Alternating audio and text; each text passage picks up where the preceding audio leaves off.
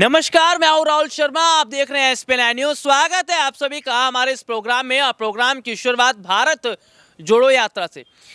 भारत जोड़ो यात्रा जो कि समाप्त हो गई, लेकिन इस यात्रा को लेकर कांग्रेस पार्टी के तमाम नेताओं ने क्या कुछ कहा है। एक नई यात्रा की शुरुआत हुई है, उस पर भी बात करेंगे। लेकिन अपने दर्शकों को यह बता दें कि राहुल गांधी लगातार जो कांग्रेस पार्टी को मजबूत करने का काम कर रहे हैं, क्या कांग्रेस को मजबूत कर पाएंगे? क्या आने वाले वक्त में कांग्रेस पार्टी का बड़ा रुख देखने को मिलेगा? जी हां, हालांकि देखा जा रहा है कि जनता यह कह रही है कि हम अगला प्रधानमंत्री राहुल गांधी को देखना चाहते हैं। ऐसा क्यों कहा जा रहा है? क्यों कांग्रेस की वापसी की बात की जा रही है, या क्यों जनता को कांग्रेस में एक आश की किरण दिखाई दे रही है, इस पर मैं बात करूंगा। लेकिन सबसे पहले हम यह देख रहे हैं कि फिलहाल की जो स्थिति इस वक्त बनी हुई है, वो जाहिर तौर पर यह बता रही है कि अभी के हालात जो हैं, उसने ये साफ तौर पर बताने शुरू कर दिए हैं कि राहुल गांधी की मेहनत रंग ला रही है। जी हां, सबसे पहले तो ये वीडियो देखिए। रात के समय ठंड में आप सब यहां हमारी बात सुनने आए, इसके लिए मैं आप सबको दिल से धन्यवाद करता हूं।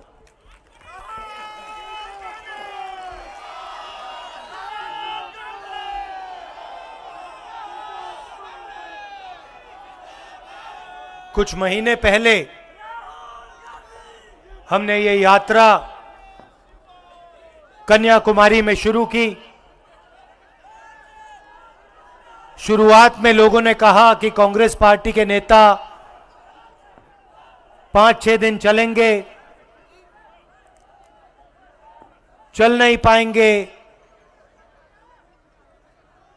4 महीने में हम यहां तक पहुंच गए हैं।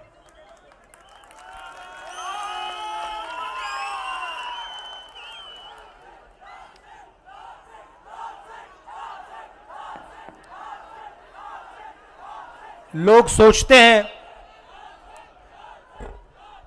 कि ये यात्रा बड़ी मुश्किल है। 3800 किलोमीटर ठंड में, गर्मी में, बारिश में,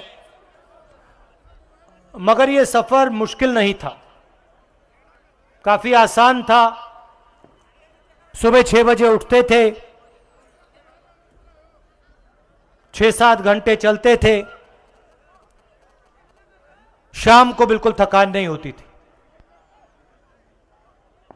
मुझे अजीब लगा तो मैंने बाकी यात्रियों से पूछना शुरू किया कि भाई आपको थकान हो रही है? नेताओं से पूछा, सबने जवाब दिया कि पता नहीं क्यों नहीं, मगर थकान बिल्कुल नहीं होती। 10-15 दिन बाद मैंने इसके बारे में सोचा कि हो क्या रहा है। 25 किलोमीटर चल रहे हैं, गर्मी में, टूटी हुई सड़कों पे लोग गिर रहे हैं, मगर थकान किसी को नहीं हो रही।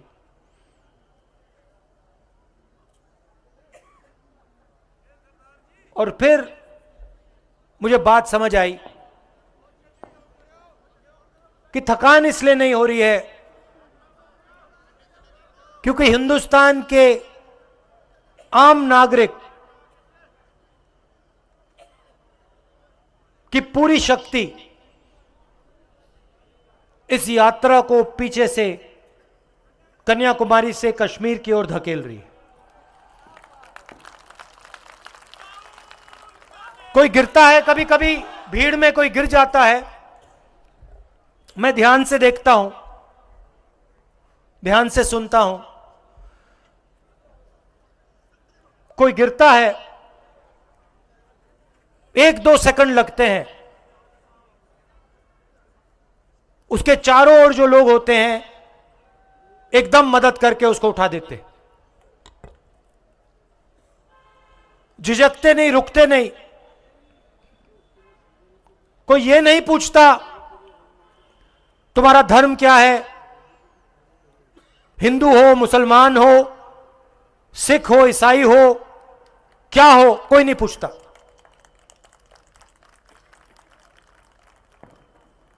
जात कोई नहीं पूछता, कौन सी भाषा बोलते हो वो भी नहीं पूछते, एकदम मदद कर देते हैं। फिर यात्री मेरे पास आए, मुझे कहते हैं राहुल जी बड़ी अजीब सी बात है, रास्ते पे हम किसी भी रेस्टोरेंट में जाएं, किसी भी ढाबे में जाएं, वहां पे हमसे पहला सवाल होता है कि क्या तुम भारत जोड़ो यात्रा पे चल रहे हो? और जैसे ही हम हां कहते हैं,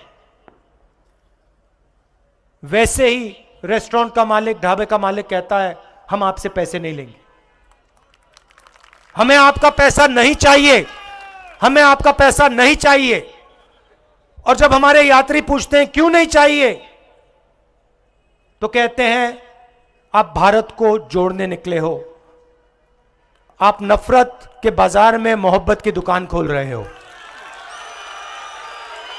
इसलिए हमें आपका पैसा नहीं चाहिए, हम आपकी मदद करना चाहते हैं। भाइयों और बहनों, देश में बीजेपी और आरएसएस के लोगों ने नफरत फैलाई है। मैं पहले सोचता था कि जो नफरत फैलाई है यह गहरी है, मगर आप में से कोई कन्याकुमारी से जम्मू कश्मीर तक नहीं चला, मैं चला हूं। मैं आपको बताना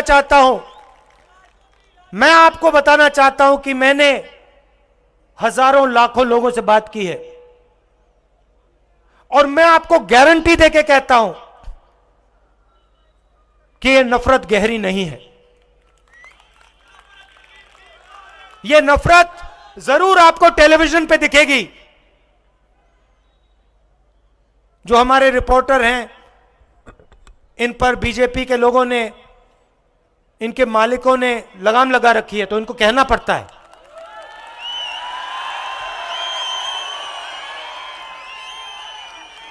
देखो, आपको इनके चेहरे दिख नहीं रहे, मगर ये मुस्कुरा रहे हैं सब।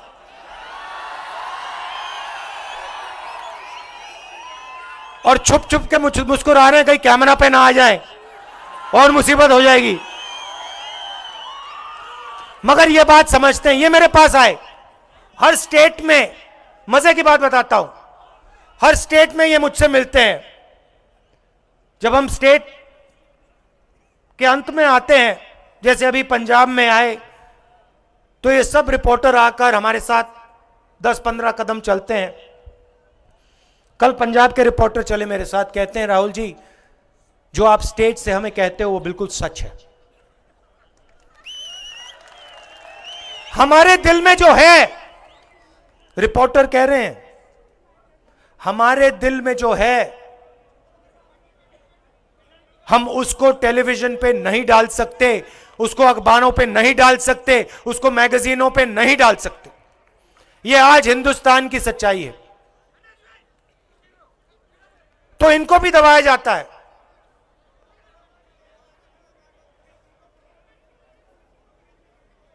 किसानों के खिलाफ 3 काले कानून बनाए गए। छोटे व्यापारियों को, स्मॉल और मीडियम साइज बिजनेस वालों को खत्म करने के लिए नोटबंदी,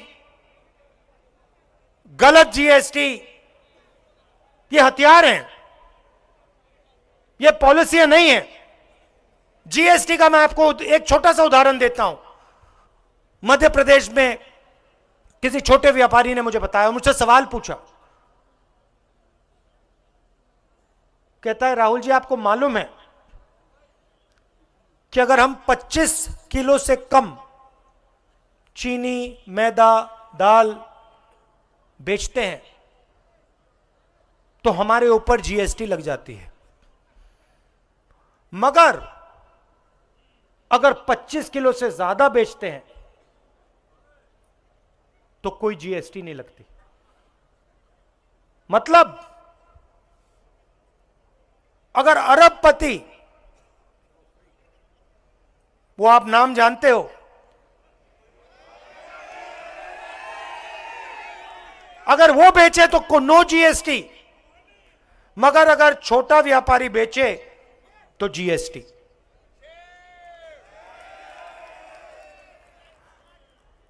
और जो रोजगार देते हैं इस देश को, जो स्मॉल और मीडियम बिजनेस चलाते हैं, जो रीढ़ की हड्डी है इस देश की, उनको खत्म कर दिया। नतीजा क्या हुआ कि कन्याकुमारी से कश्मीर तक युवाओं के मुंह में सिर्फ एक शब्द है, बेरोजगारी, बेरोजगारी, बेरोजगारी, बेरोजगारी। और ये देश अपने युवाओं को झूठ बोल रहा है, अपने युवाओं को झूठ बोल रहा है, अपने बच्चों को झूठ बोल रहा है। ये देश बच्चों से कहता है इंजीनियर बन सकते हो, लॉयर बन सकते हो, आईएएस में जा सकते हो, सेना में जा सकते हो, मगर सच्चाई यह है कि इन करोड़ों बच्चों में से 1-2% इंजीनियर बनेंगे, 1-2% डॉक्टर बनेंगे, और आज के हिंदुस्तान में बाकी बेरोजगार होंगे, मजदूरी करेंगे। ये वीडियो आपने देखा जिसमें विस्तार से हमने दिखाया कि कैसे राहुल गांधी की भारत जोड़ो यात्रा को लेकर क्या कुछ कहा जा रहा था नेता की तरफ से, या क्या कुछ स्थिति बनी। लेकिन जाहिर तौर पर इस वक्त की जो स्थिति है वो ये साफ तौर पर बता रही कि आने वाले वक्त में राहुल गांधी को क्यों प्रधानमंत्री के तौर पर जनता देखना चाहती है। क्योंकि जनता का ये मानना है कि राहुल गांधी एक ऐसे नेता जो बेरोजगारी, महंगाई, शिक्षा, स्वास्थ्य जैसे तमाम मुद्दों पर बात कर रहे हैं। भारत जोड़ो यात्रा में आप देखिए हर वर्ग की समस्या को उन्होंने सुना, गरीबों की समस्या को सुना, किसानों की समस्याओं को सुना, बेरोजगारों की समस्याओं को सुना, युवाओं की समस्याओं को सुना। तो लगातार जिस तरीके से वो जनता की बात कर रहे थे, जनता की समस्याओं को लगातार वो सुनते नजर आ रहे थे, ये तमाम चीजें बताती हैं, ये तमाम चीजें दिखाई कि कैसे राहुल गांधी को कितना बड़ा फर्क इस वक्त पड़ता नजर आ रहा है। तो ये अभी की हालात की अगर मैं बात करूं तो क्या कुछ स्थिति बन रही है। वीडियो का हमने जिक्र किया था कि क्या वीडियो दिखाया, बाकायदा वीडियो हमने अपने दर्शकों को दिखाया भी। देखिए सबसे बड़ी बात अभी की जो है कि कांग्रेस अब हाथ से हाथ जोड़ो यात्रा भी निकालने वाली है, हरी झंडी दिखा दी गई है। कांग्रेस के वरिष्ठ नेता जयराम नरेश, जिन्होंने ये जाहिर तौर पर बताया कि ये यात्रा जो है आने वाले वक्त में एक बड़ा प्रभाव डालेगी, आने वाले समय में इस यात्रा का बड़ा रोल दिखता नजर आएगा। देखिए कांग्रेस पार्टी का जब शासन था, जिस कांग्रेस पार्टी ने देश में 70 साल राज किया, अर्थव्यवस्था को लेकर काम किया, मनमोहन सिंह जब प्रधानमंत्री के पद पर थे उस वक्त देखने को मिला था। देखिए एक वक्त में पूरे विश्व में मंदी के हालात थे, लेकिन भारत एक ऐसा देश था जब मंदी नहीं थी, क्योंकि प्रधानमंत्री उस वक्त जब कांग्रेस के थे तो मनमोहन सिंह थे और बाकायदा अर्थव्यवस्था को उन्होंने संभाल कर रखा था। यही वजह है कि इकोनॉमी के लेवल को अगर देखा जाए तो 2014 से पहले आप देख लीजिए भारत की अर्थव्यवस्था कहां पर थी, भारत की अर्थव्यवस्था को किस तरीके से जो है आगे ले जाया जा रहा था। लेकिन 2014 के बाद आप देखिए भारत की अर्थव्यवस्था का ग्राफ लगातार गिरता चला गया, लगातार मुश्किल दर मुश्किल जो है वो किसको नजर आई, जी हाँ दिखाई दी है। मैं अगर बात करूं 2014 के बाद से तो बीजेपी के राज में अर्थव्यवस्था खराब होती चली गई। तो यही वजह है कि जनता अब ये चाहती है कि भाई महंगाई कम हो, बेरोजगारी कम हो, शिक्षा सबको मिले, स्वास्थ्य सेक्टर अच्छा मिले।